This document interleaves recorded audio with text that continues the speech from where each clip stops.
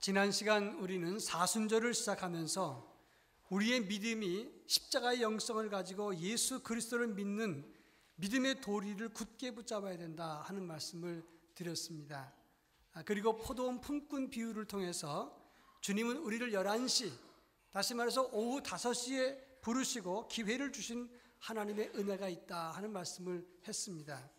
그리고 포도원에는 다 필요한 존재들이기 때문에 남이야 어찌든 나는 주님의 군사들이 그런 마음으로 은혜와 기회를 주신 하나님께 영광을 돌리고 그 앞에 충성하는 믿음을 가지라 하는 말씀을 드렸습니다. 오늘은 두 번째 시간으로 1만 달란트 빚진 자의 비유입니다. 어느 날 예수님께서 누가 천국에서 큰 자인가를 말씀하시다가 형제의 죄를 용서하는 문제를 말씀하셨습니다.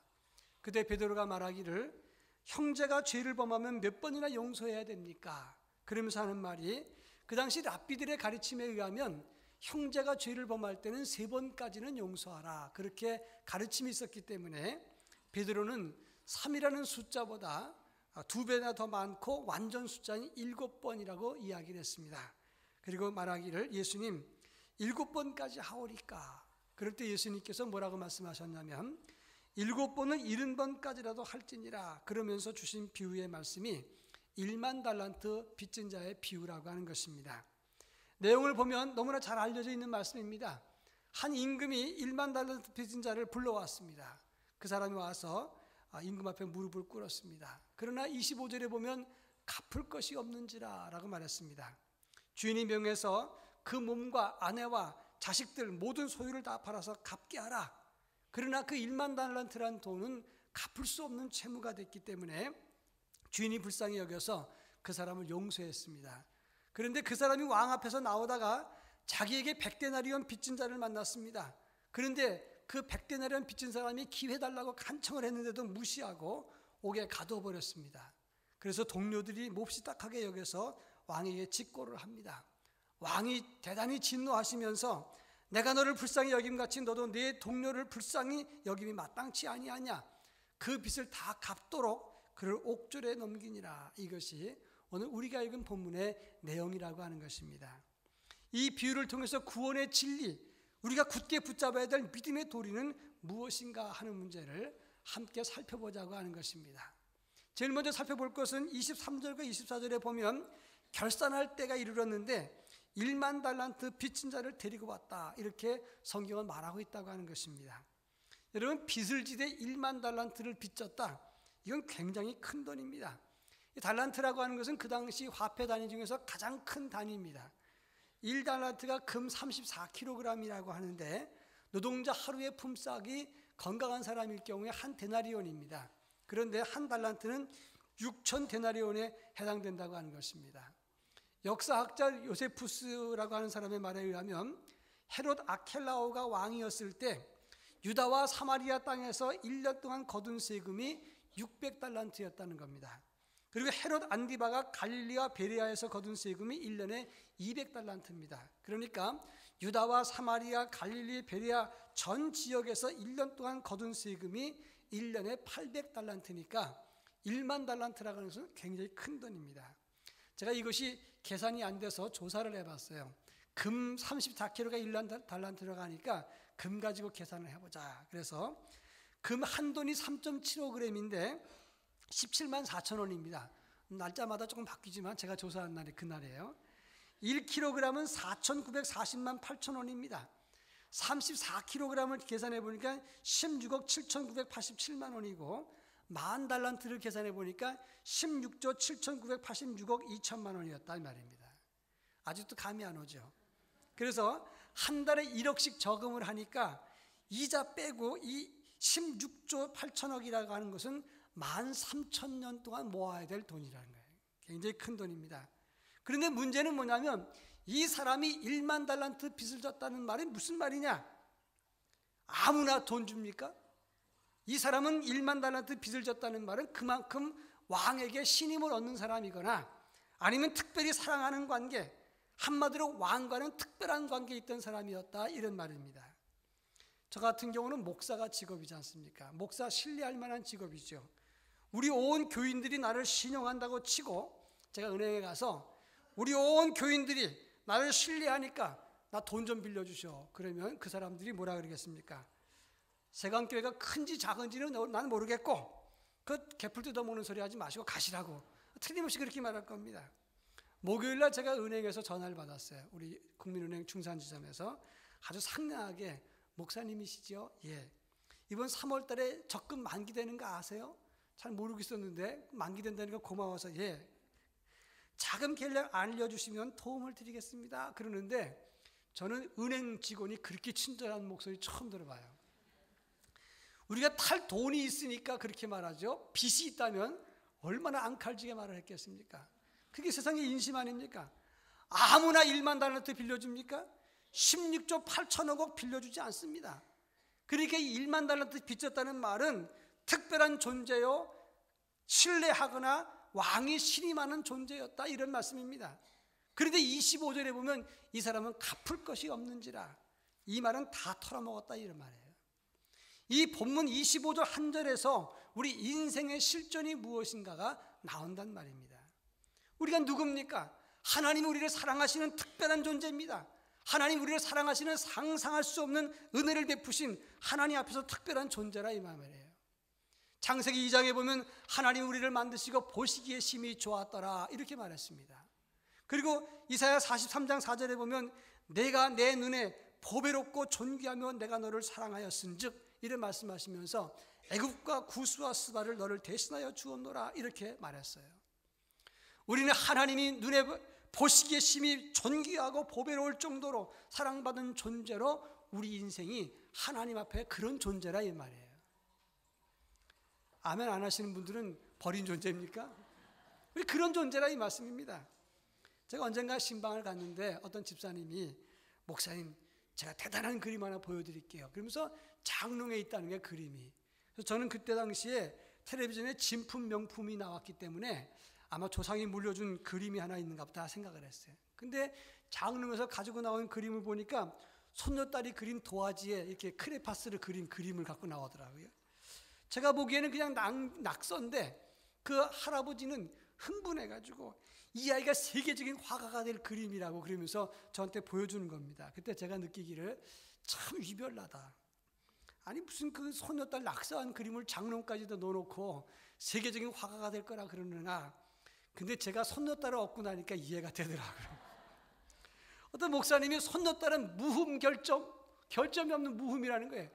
무슨 소리냐 그랬는데 요즘 제가 이해가 되더라고요. 그리고 저는 좀 지나친 감이 있지만 우리 손녀가 꼭 노벨상 받을 것 같은 느낌이 든단 말이죠. 제가 왜 이런 말씀을 드리는 거 하니, 하나님이 우리를 보실 때 그런 존재로 사랑하고 기대하고 기뻐하고 신뢰하는 존재로 우리를 지으시고 우리를 그렇게 위하셨다, 이 말씀입니다. 1만 달러트 빚진 자 그냥 주는 게 아닙니다. 특별한 관계니까 그 돈을 줬을 겁니다. 그런 존재였지만 그 사람이 다 탕진해버렸던 것처럼, 다 들어먹었던 것처럼 우리 인생이 그렇단 말이에요. 이사야 5장 1절로 2절에 보면 이사야가 말합니다. 내가 사랑하는 자의 포도원을 노래하리라. 내가 땅을 파고 돌을 제거하고 극상품의 포도나무를 심어도다. 그 중에 망대를 세웠고 또 그 안에 술틀을 팠도다. 좋은 포도 맺기를 바랐더니 들포도를 맺었도다. 오늘 하나님 앞에 우리가 그런 존재 아닙니까? 내가 좋은 포도 맺기를 바랐고 기다렸는데 너희가 들포도를 맺으며 어찌 민고. 이것이 하나님의 마음이라, 이 말이에요. 에스겔 23장 2절 이후에 보면 한 어미에게 두 딸이 있었습니다. 그 형의 이름은 오홀라요 그 아우의 이름은 오홀리바라. 아름다운 두 딸입니다. 그런데 그들이 애굽과 아수르의 잘생긴 남자를 만나서 가증한 일을 행하고 하나님의 성소를 더럽히고 안식일을 범하였도다. 오홀라는 사마리아, 오홀리바는 예루살렘이라. 하나님이 통탄해 하시면서 너희가 어찌같이 행하느냐라고 말했어요. 하나님의 거룩한 백성들 아름다운 존재로, 특별한 존재로 삼았는데, 그런데 사마리아여 예루살렘이여 너희가 어찌 이렇게 죄를 범하고 통탄해 하느냐, 이렇게 통탄해 하겠느냐, 이렇게 우리의 실존이 그렇다, 이 말씀입니다. 창세기 4장을 보십시오. 하나님께서 만드시고 보시기에 심히 좋았던 첫사람 아담, 그가 그 당대에 하나님 앞에 불순종해서 낙원에서 추방됩니다.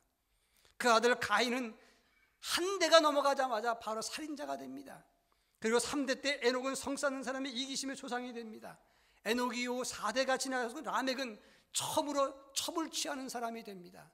라멕의 아들 두발가인은 각종 동철로 날카로운 기계 만드는 사람의 조상이 되었더라고 성경에 말하고 있어요. 그게 날카로운 기계 만드는 자의 조상이란 말은 살인 무기의 조상이라 이 말이에요. 하나님 보시기 심히 아름다운 아담, 그 당대에 범죄하더니 몇 대 가지 않아서 금세 급속도로 타락하고 범죄한 사람이 되어버리고 말았습니다. 하나님 보시기에 특별한 관계요, 특별한 사랑을 받은 그 사람, 그런데 다 털어먹고 갚을 것이 없었던 것처럼 우리 인생도 하나님 앞에 큰 사랑 받았지만 우리는 다 드릴 게 없는 사람이 되어버리고 말았다 이 말이에요. 여러분, 영국 시인 밀턴이 1667년 완성한 대서사시 신라곤이라고 하는 시에 보면 이런 말이 있습니다. 우리 인생의 실체가 무엇이냐? 소망 없는 인생들이요, 갚을 것이 없는 탕자 같은 존재라고 말을 했어요. 에베소 2장 3절에 보면 우린 육체의 욕심을 따라 사는 본질상 진노의 자녀라고, 약속의 언약에 대해서는 외인이요 세상에서는 소망이 없는 하나님도 없는 자라고 말을 했습니다. 그런 의미에서 보면 우리는 하나님 앞에서 자랑할 것이 정말 없어요. 자기 의를 내세울 이유가 하나도 없는 존재입니다. 아무리 우리가 잘나도 우리는 하나님 앞에 갚을 것이 없는 실패한 인생이라는 사실을 결코 잊어서는 안 된다 이 말이에요. 그런가 하면 이 1만 달란트 빚진 자를 주인이 어떻게 했습니까? 25절부터 27절까지 읽어보겠습니다. 25절 한 절씩 읽습니다. 갚을 것이 없는지라 주인이 명하여 그 몸과 아내와 자식들과 모든 소유를 다 팔아 갚게 하라 하니,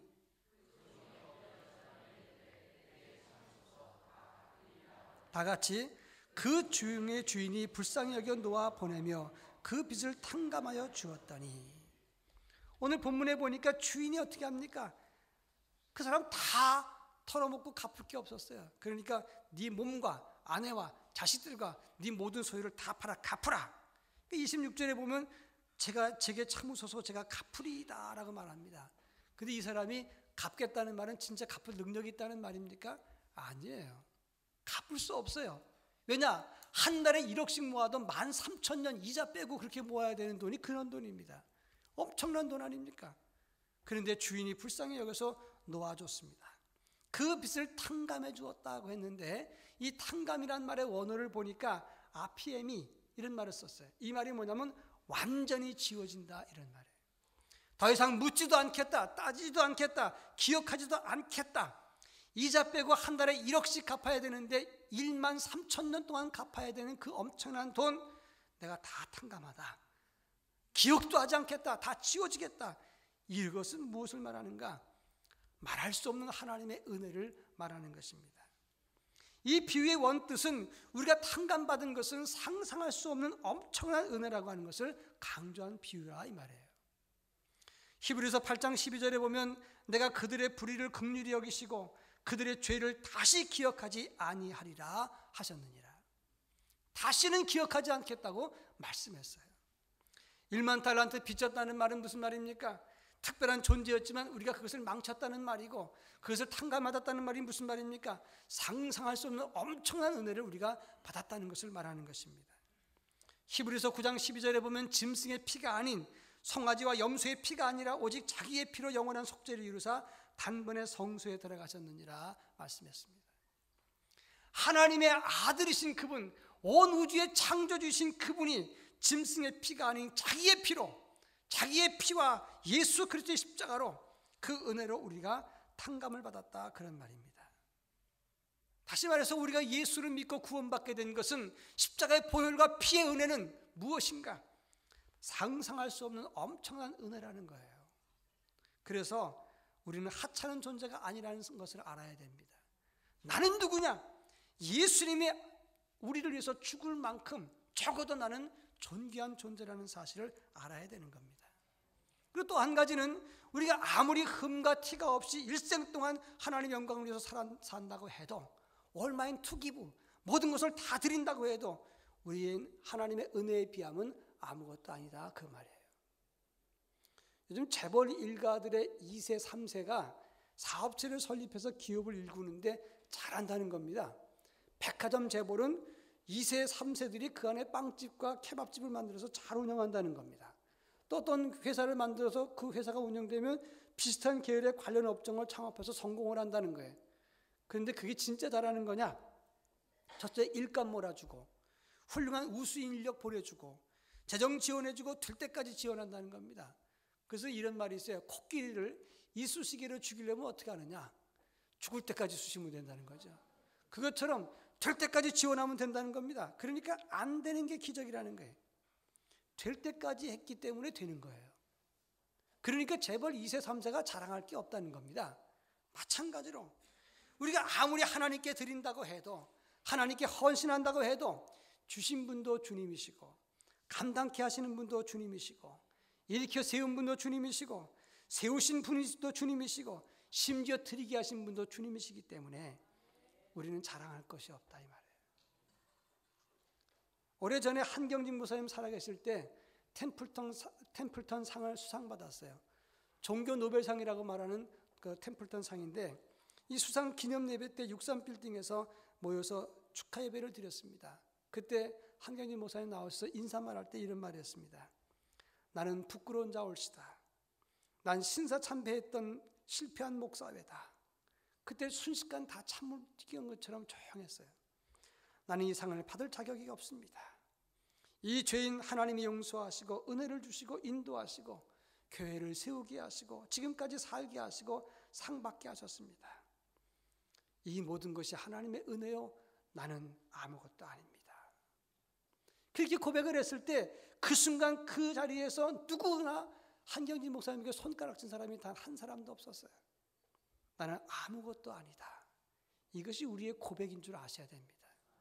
제가 설교 준비하면서 찬양을 하나 들었는데 너무너무 감격스럽고 눈물이 나서 함께 좀 듣고 싶어서 오늘 준비하라고 했습니다. 틀어주시죠. 나를 지으신 이가 하나님, 나를 부르신 이가 하나님, 나를 보내신 이도 하나님, 나의 나 된 것은 다 하나님 은혜라. 나의 달려갈 길 다가도록 나의 마지막 호흡 다하도록 나로 그 십자가 함께 하시니 나의 나 된 것은 다 하나님 은혜라. 한량없는 은혜, 갚을 길 없는 은혜, 내 삶을 애워싸는 하나님의 은혜. 나 주저함 없이 그 땅을 밟음도 나를 붙드시는 하나님의 은혜. 나의 나된 것은 하나님의 은혜라. 나의 나된 것은 하나님의 은혜라. 갚을 길 없는 하나님의 은혜. 디모데전서 2장 12절에서 말합니다. 나를 능하게 하신 그리스도 예수 우리 주께 내가 감사함은 나를 충성되이 여겨 내게 직분을 맡기심이라. 전에는 비방자여 박해자여 폭행자여 죄인 중에 괴수였노라. 그러나 내가 하나님의 한없는 은혜와 사랑을 입었다라고 고백을 했습니다. 오늘 내가 나된 것은, 예수 그리스도 안에서 생명을 얻은 것은 하나님의 은혜 외에는 없습니다. 주여, 나는 아무것도 아닙니다. 오직 나의 나된 것은 하나님의 은혜입니다. 이것이 우리의 고백이 되어야 되는 것입니다. 마지막 세 번째 문제는 그 은혜 받은 사람이 자기에게 빚진 동료에게 어떻게 했느냐 하는 질문입니다. 28절부터 30절까지 한 절씩 읽어보겠습니다. 그 종이 나가서 자기에게 100데나리온 빚진 동료 한 사람을 만나 붙들어 목을 잡고 이르되 빚을 갚으라 하매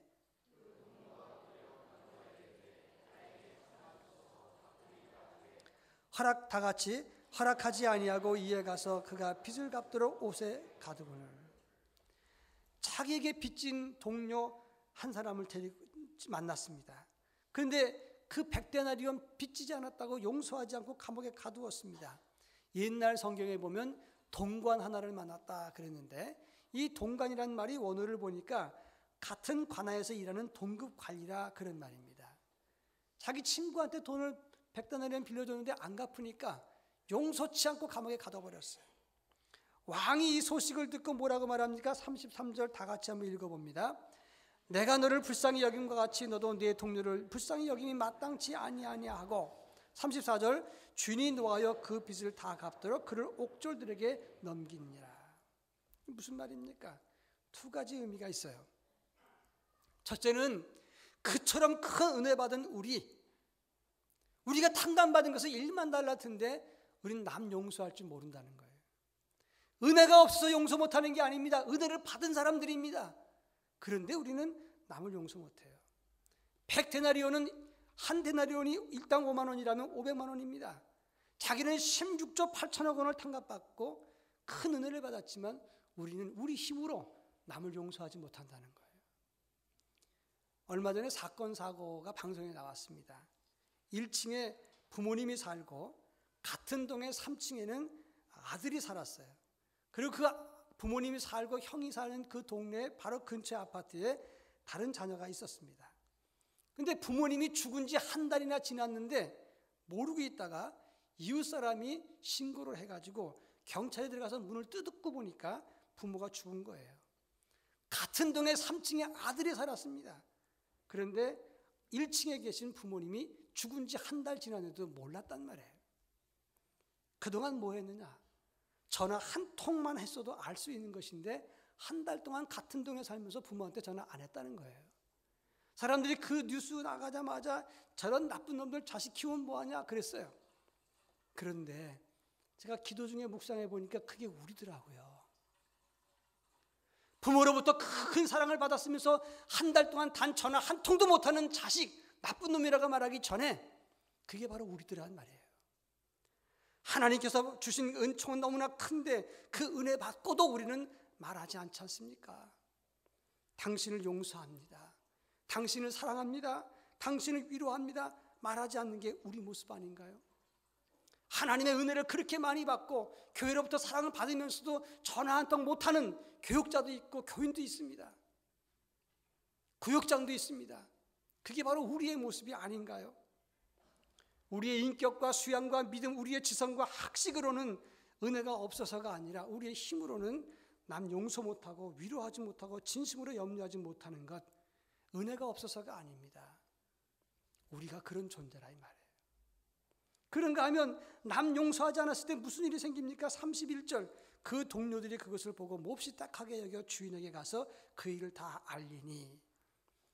주인 모르게 진행된 것 같은데 누가 말했습니까? 동료들이 가서 주인에게 이야기를 해줬어요. 우리가 용서치 않는 삶을 살 때, 남을 격려하지 못할 때 이웃들 천군 천사 성령께서 하나님께 고발한다는 것을 아셔야 되죠.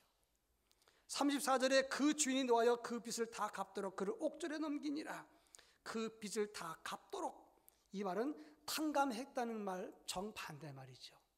그러니까 탕감받은 거 원천무효다 이렇게 말할 수 있어요. 해석할 수 있어요. 그런데 이것은 예수 믿고 우리가 구원받은 것이 다시 무효된다 그런 뜻은 아닙니다. 이 뜻의 급히 깊은 내용은 바로 그 마지막 절에 있는 겁니다. 35절 말씀 다 같이 있습니다. 너희가 각각 마음으로 형제를 용서치 아니하면 나의 하늘 아버지께서도 너희에게 이와 같이 하시리라. 각각 마음으로 진심으로 용서하는 삶을 살라. 거기에 포인트가 있는 것입니다. 이번에 조연아라고 하는 땅콩 회항 사건의 주인공, 이 부분 때문에 YTN에서 손실액을 조사했는데 대한항공이 운항정지 손실로 390억, 광고 홍보비 손실로 500억, 소액주주 손해배상 청구, 주가 떨어진 것 이미지 회복 비용으로 수천억이 손실을 봤대요. 그 아무것도 아닌 사건이 수천억 손실을 보고 본인은 징역 1년 판결을 받았습니다. 작은 것 같은데 엄청난 결과가 나왔죠. 만약 타임머신을 타고 그때로 돌아간다면 절대 그 짓을 안 했을 겁니다. 1만 달란트 빚진 사람도 타임머신 타고 돌아간다면 아마 안 했을 거예요. 이 말이 무슨 말이냐? 지금 기회가 있을 때 후회할 짓 하지 말고 용서하고 이해하고 먼저 배려하고 말하라. 주님의 마음입니다. 우리 교육자들 중에서도 우리 교회에 있다가 다른 교회에 옮기는 경우가 있습니다. 본인이 찾아가는 경우도 있고 저한테 보내달라고 요청해서 보내는 경우도 있습니다. 근데 여기서 성실하게 일한 사람은 어디 가든 다 추천할 수 있는데 성실하지 않은 사람은 추천하기 어려워요. 그런데 저한테 부탁을 합니다. 목사님 좀 부탁합니다. 간청을 하면 제가 보내주는 경우가 있어요. 그리고 한 2, 3년 뒤에 실제로 그런 일이 있었는데 물어보니까 그 교회 담임 목사님이 형편없는 사람이라 그러더라고요. 얼굴이 제가 얼마나 화끈화끈했는지 처음엔 서운하다가 나중에 화가 나다가 나중엔 정이 떨어지고 나중에는 기회를 주고 싶은 마음이 없어지더라 이 말입니다. 하나님 지금 어떤 마음입니까? 2번 상처를 받으셨어요. 믿어서 돈을 빌려줬는데 그거 다 들어먹고 용서해줬는데 남 용서 안 하고 그럴 때 주님은 어떤 마음이실까? 내가 너한테 상상할 수 없는 은혜를 부어주었는데 특별한 관계를 삼았는데 다 탕진하고 탕감해 주었더니 너는 백데나리온 용서치 않는구나. 내가 서운하다. 그것을 지나서 실망했다. 그것이 지나서 이제는 화가 난다. 그 다음에 정 떨어지고 이제는 기회를 주지 않겠다 라고 그런 마음이 들지 않겠느냐 이 말입니다. 결론입니다. 은혜를 받았다면 용서해야 됩니다. 내가 살기 위해서 은혜가 사라지지 않기 위해서라도 말해야 됩니다. 사랑한다, 용서한다, 이해한다, 염려 마라. 다 같이 한번 따라합니다. 사랑한다, 용서한다, 이해한다, 염려 마라. 내가 받았으니 나도 해야 되는 것입니다. 하나님의 말씀입니다. 예수님께서 우리에게 주신 교훈입니다. 주님 명령 따라 믿음의 도리를 굳게 붙잡고 나갈 때 우리 믿음이 흔들리지 않게 되고 추락하지 않게 될 것입니다. 이런 믿음에 부유한 하나님의 백성이 될 수 있기를 주의 이름으로 축원합니다. 기도하겠습니다. 사랑 많으신 하나님 아버지, 우리는 이렇게 돌려봐도 저렇게 돌려봐도 하나님 앞에 아무것도 아닌 존재인 것을 고백합니다. 상상할 수 없는 은혜를 주었지만 다 털어먹었고 용서받았지만 또 용서하지 못하는 어리석은 자, 미련한 자였습니다.